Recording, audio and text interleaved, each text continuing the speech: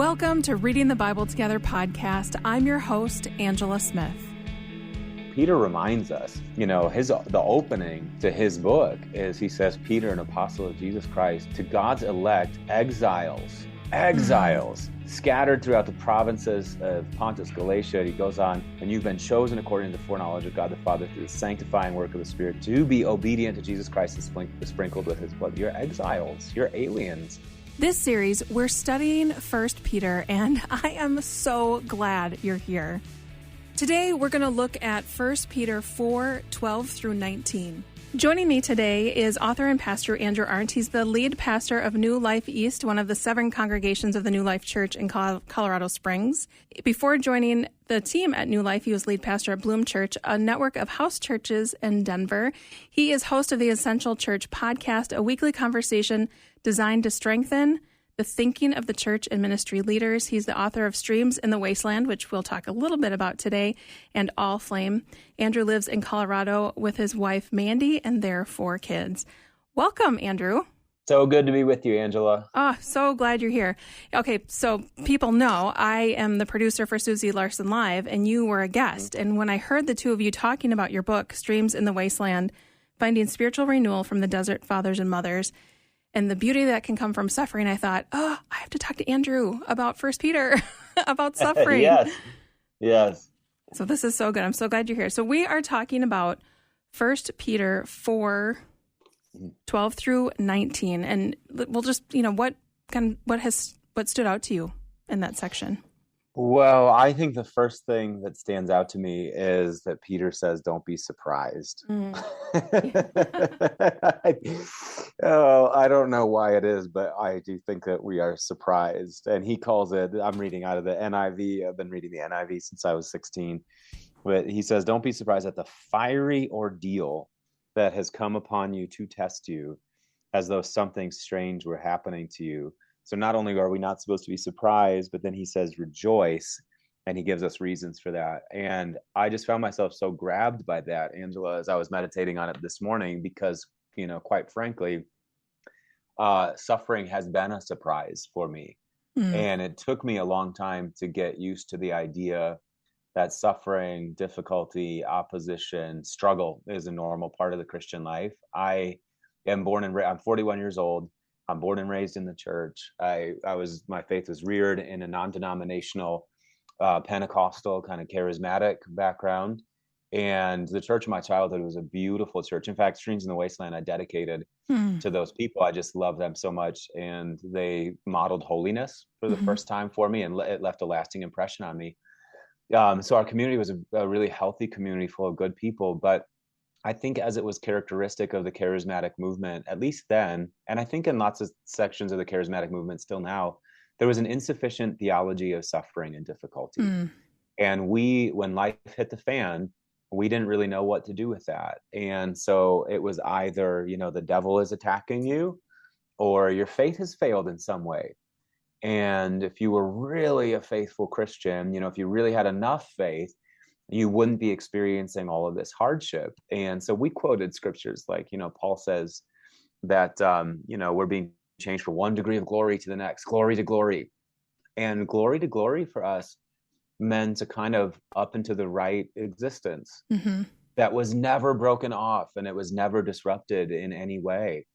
And so I'll just say this, I was well into my early 30s before finally that bubble was burst for me. And it finally settled in my spirit that, wait, no, we're called to carry our cross with Jesus. That's discipleship. And the cross dug into his back, and he was pinned to that cross, and he died on that cross, and he defined our own following by us doing the same thing in our lives. So where did I get the idea that life was just supposed to be, super terrific happy hour all the time? That's a Seinfeld quote for any Seinfeld fans out there. But where did we get this idea from, So I think for me, and I think for a lot of Christians, we are surprised at the fiery ordeal, because somebody told us that when we signed up to follow Jesus, it just meant that everything was going to be amazing forever. And it's just not the way that it is. In fact, I think that, and Peter certainly says this, and the early church teaches us this, that following Jesus in some ways, that's the beginning of sorrows, Mm. not because there's anything bad about following Jesus. We found the pearl of great price, but because we live in a world that's set against God. Hmm. So if you're trying to live the righteousness of God, how do you think it's going to go? Right. Yeah. in a world, Against in a what world where you're living. in a world, yes, in a world that is profiting off of unrighteousness. How do you think that this is going to go for you? Yeah. It's going to be difficult. So Peter's word, don't be surprised. That grabs me. That's so good. I became a Christian at 19 in 1993, so people don't have to do the math. I'm 48. But I agree. I don't even know that it was if it was necessarily spoken, but there was this belief that if we live a certain way, then if I put the right amount of change in the vending machine, I should get out what it is I want.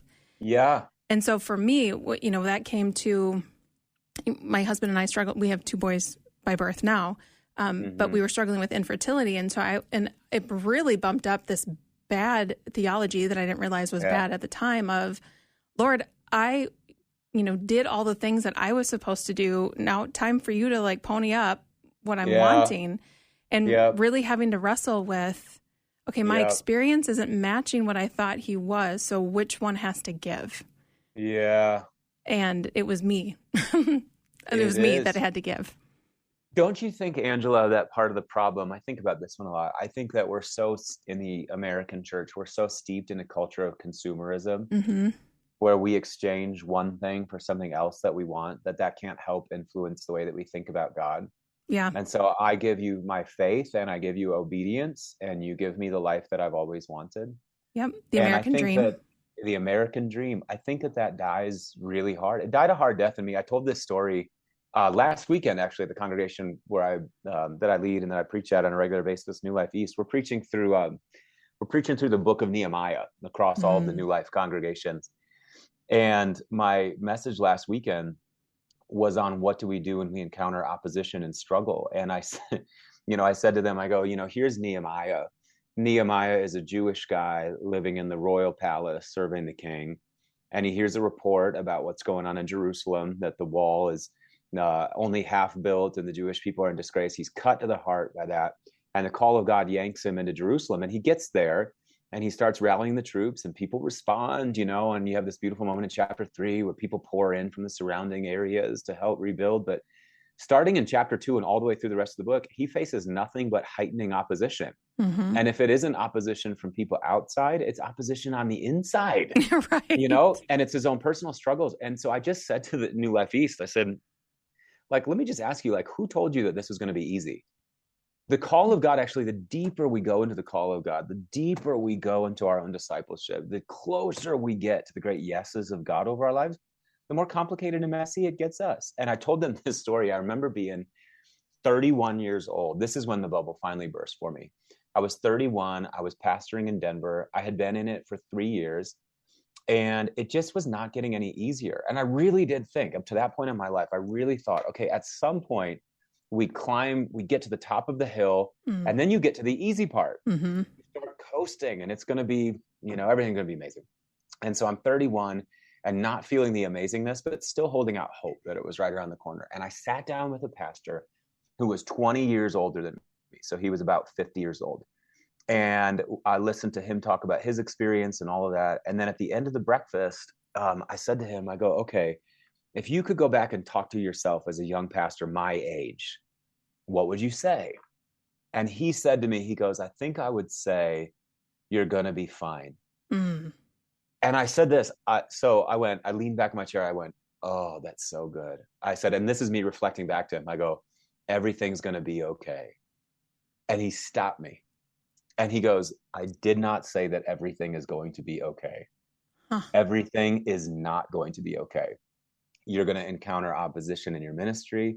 There's going to be difficulty in your family. You're going to see friends peel out of the faith and not walk with you anymore. It is not going to be okay, but you are going to be fine. And that was his way of saying that no matter what you face, God is going to carry you through it, and you can trust God with it. And that was when the bubble of everything's going to be amazing was gloriously burst for me, because it just made me go, oh, okay. So normal discipleship is that we say yes to God, and it's challenging because we live in a world that's set against God.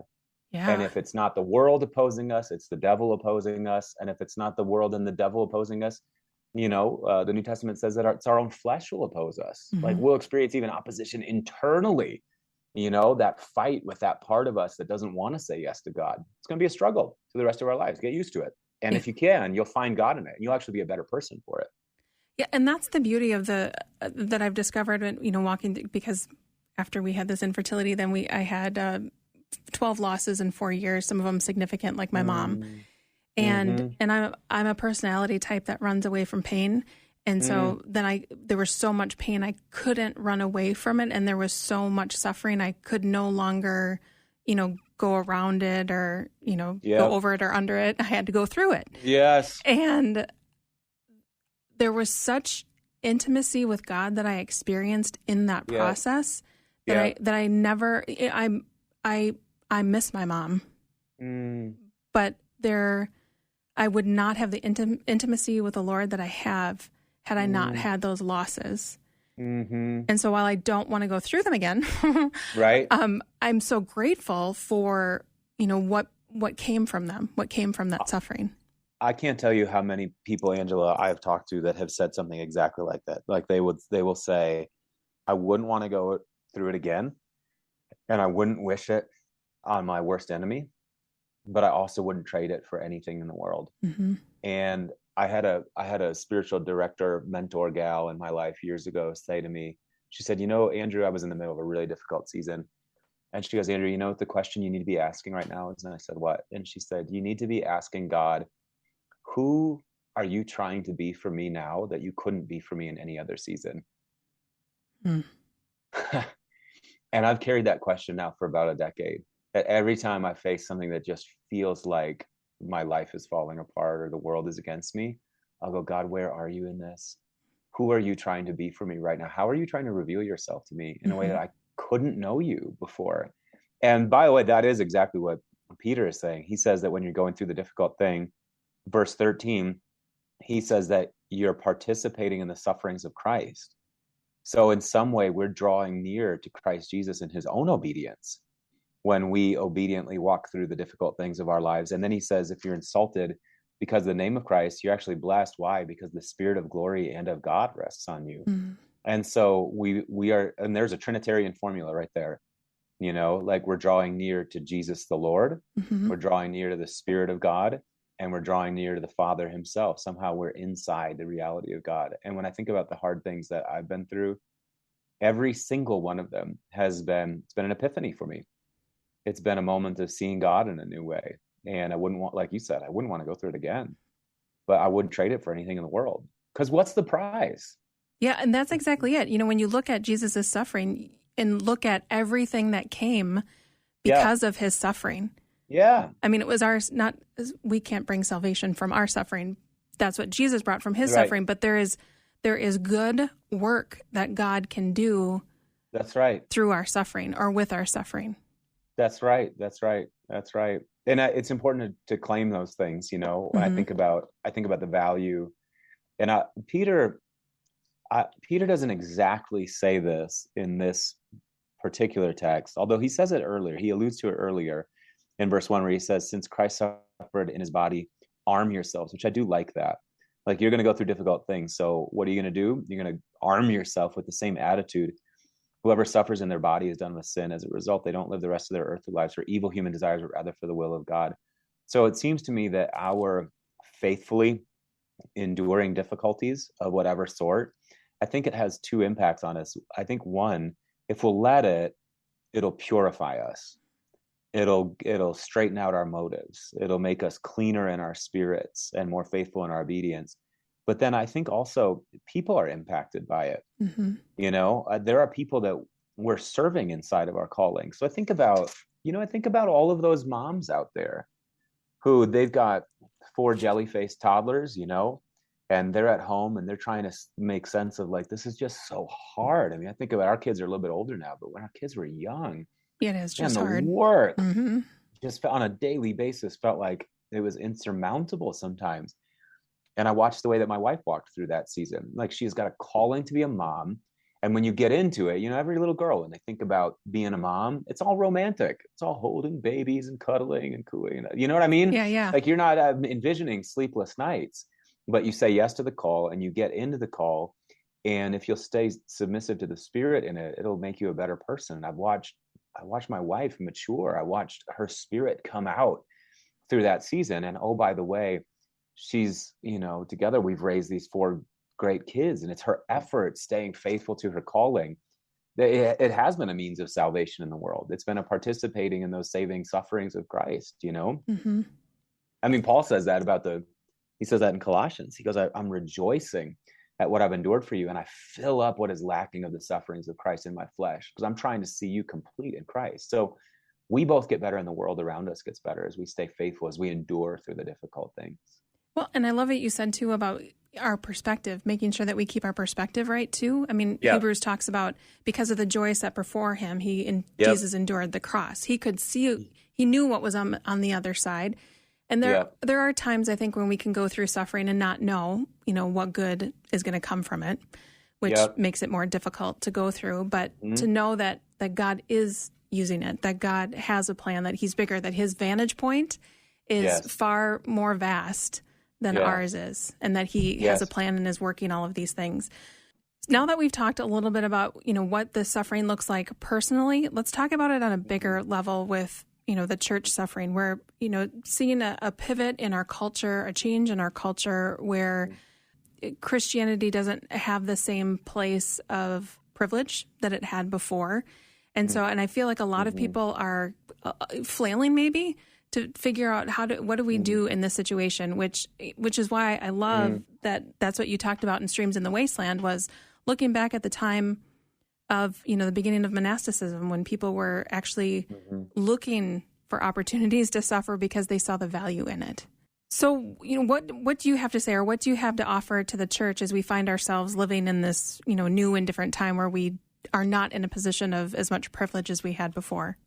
Yeah, I mean, I think part of the problem is that for the longest time, we kind of thought that, the end game was that Christians are in the majority of a society, and the society is a Christian society, and then we can all live happily ever after. And maybe this will just kind of magically become the New Jerusalem, Mm-hmm. And I just think that that's not the right kind of dream. The New Jerusalem is a gift that's given from above. And it's not a human achievement. And I think that in some ways we turned it into that. We kind of felt like America is supposed to be a Christian nation. And then when, big surprise, it turns out that it's not a Christian nation.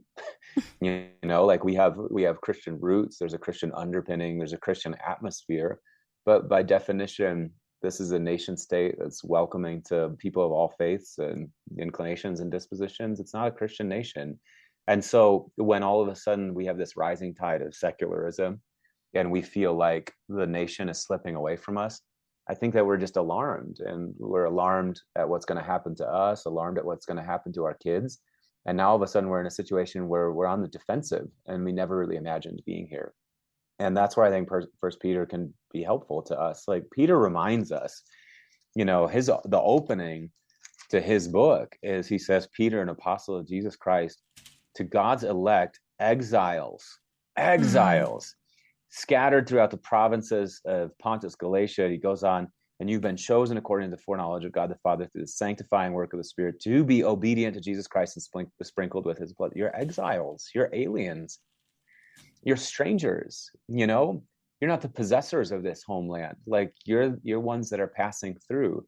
And I think remembering that helps us heed his words in chapter 4, where he says, don't be surprised at the fiery ordeal that you're suffering. So that's a long way of saying, I think that for a lot of us, we need to just let the idea of this being a Christian nation go. That doesn't mean that we shouldn't try to influence public policy. I think that the Christian ideal of how to live life is the best ideal in the world. And I think that we should advocate for it. But we can't get mad when the world doesn't want to live that way. That's just the world being the world, So I think that it's probably high time for us to let it go. I think it's probably high time for us to embrace an exilic kind of calling in our nation. And here I'm thinking about Jeremiah 29, where the Lord says to his people, this is what you're going to do in the city to which I've sent you into exile. Pray to the Lord for it, for if it prospers, you too will prosper. Seek the welfare and the shalom of that city. build houses, settle down, like just be good citizens there. And I'll take care of you. It's not going to be easy, but I'll take care of you. So I think that we got to behave like aliens and strangers. And I think that, Angela, I think that we have to do it with a sweet spirit, because I do see a lot of people. There's a number, of believers out there, movements out there where they're going, okay, the nation is slipping away from us. But then what they're doing is they're shaking their fist at the world. And they're mad at the Democrats, or they're mad at the whoever's, or they're mad at the, they're mad at the liberals or the secularists, or they're just mad. And Jesus models for us a better way of having our back against the wall. And here he is, pinned to the hard wood of the cross. After all he's done, he's loved these people, he's served these people, he's healed these people. He's tried to help these people. He's literally pouring out his life for these people, and they have done nothing to him but crucify him. And what does he say from the cross? Forgive them. Forgive them. They don't have any clue what they're doing. That right there, that is the authentic heart of God for humanity. God, forgive them. They don't know what they're doing. And I want to see more believers do that. I want to see more believers give their best to the world, even though they know that it might be a losing effort. And when the world spits in their face, I want them to go, God, they don't know what they're doing. I want them to have sweetness of spirit, mildness of spirit, humility and love in their spirits, and not shaking their fist at the world. So I think that's what I would say. I think that we're not, I hear a lot of Christians these days going, well, things are getting so hard. I wish Jesus would just return tomorrow. And maybe he will, but it might be that we live out the full length of our days here too. How then shall we be? And Peter tells us, don't be surprised. You're exiles here, and walk with Jesus in the midst of this. Be like Jesus in the midst of this. That's, I think, what I would say to people. Yeah, and I love where you ended there about spending time with Jesus and being with Jesus, being in his word. Yeah. Because, and listening prayer, spending time in prayer where you're listening and not talking, but just being with the Lord and letting him do the work. That's it. Because it softens our hearts. Yeah. And that's how we're going to end up having the sweet spirit, being able to say, Lord, forgive them, because we've been in his presence. That's the only way we are going to do it. Because we are in his presence. And that's what he says. When you're suffering, when you're going through the difficulty, you're actually as close to him as you could possibly be. And so just accept that prayerfully. One of the Desert Fathers, I love this, Abba Nihilus was his name. And he said that prayer is the seed of gentleness and the absence of anger. So how about when we feel like our nation is being taken away from us, maybe our rights are being taken away, this is happening, that is happening. What if we just accept that as something that has come to us because we're believers and is actually a joyful inheritance of ours? And we sit in it prayerfully until our spirits become soft and sweet, the seed of gentleness and the absence of anger, so that we can look square in the eyes of those people that we feel like are doing the worst to us and say to them, God bless you. That's when we come, and Jesus says that. That's when you're most like your Father in heaven, is when you're kind to the ungrateful and the wicked. So I think we got a long way to go, but at least the roadmap is clear, isn't it? Yeah, it sure is. As you were talking, I was thinking about a couple of guests that we had on Susie Larson Live recently. I want to say it was Jim Cymbala and Max Lucado, and they were talking about. She asked them their perspective as long-term pastors. What are some of their thoughts on the times in which we find ourselves living, and both of them talked about the excitement of being alive at this time when, that there are people around the world that are coming to the Lord in droves, and the opportunities that we have to spread the gospel and to let people know about Jesus. And there was this hopefulness that, really stuck out to me as, these men who have, decades and decades of the hard work that, like what you were talking about as a young 31-year-old pastor thinking, how can I do this? Yeah. They've been doing that work and are so hopeful and so excited about, and it was contagious. And it was a good mind shift for me to be like, the Lord has me at this time because he's going to do something. I love that. That is very telling, isn't it? Yeah. Here are these men that with the vantage point of a whole life lived before the Lord, and they understand church history, they can say what they're saying about this moment. It reminds me of the great state. I think it was Tertullian, one of the early church leaders. Maybe it was Irenaeus. I can't remember. Tertullian. He said that the blood of the martyrs is the seed of the church. And the church has always been at its best when its back was against the wall. So I do think in this moment, I think we should go, oh, Spirit of God, what are you doing?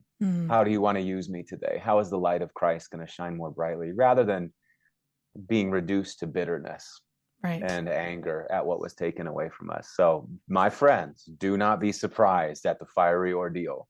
Peter's words are more relevant than ever, aren't they? Yes. Well, Andrew, is there anything that we haven't talked about that you want to make sure that we talk about with this passage? I think the one thing that I would say about it, and we've alluded to it several times, is that it's one thing just to kind of, manfully or womanfully go through suffering, like the Stoics did during the early centuries of the church. But for us, it's relational. We know that we have a companion in our sufferings. And sometimes the suffering is very large suffering. It's great difficulties like you've been through and I've been through. It's big things happening in our culture. But some of it, honestly, Angela, is just the mundane cross carrying of the daily. My wife and I have just been through a really, really demanding season, and I am so tired. I am flat tired. And I'm waking up at 5 a.m, getting ready for my day. And I'm going, I don't want to do that today, God. And I have this little cross that sits on my nightstand next to the chair where I pray in the morning. It's made out of olive wood from an olive tree in Israel. And I grab that when I'm in those moments where I'm just like not wanting to do it. I grab that cross and I go, this is what you did, Jesus. You carried your cross and you were faithful to your calling. You carried the cross into the heart of the world.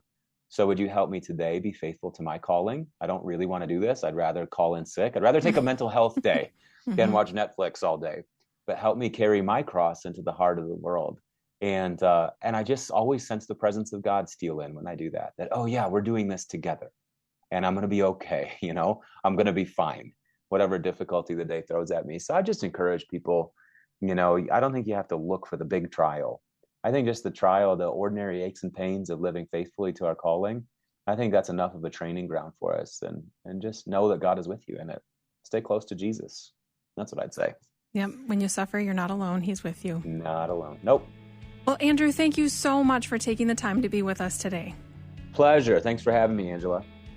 Thank you for joining us for this conversation about 1 Peter 4:12 through 19. Make sure you subscribe to the podcast so you don't miss any episodes, and we'll see you next time where we discuss 1 Peter 5:1 through 5. The Reading the Bible Together podcast is a production of Faith Radio and Northwestern Media. Hosted, produced, and edited by Angela Smith. If you've enjoyed this podcast and want to hear more, consider financially supporting Faith Radio. Find more information at myfaithradio.com.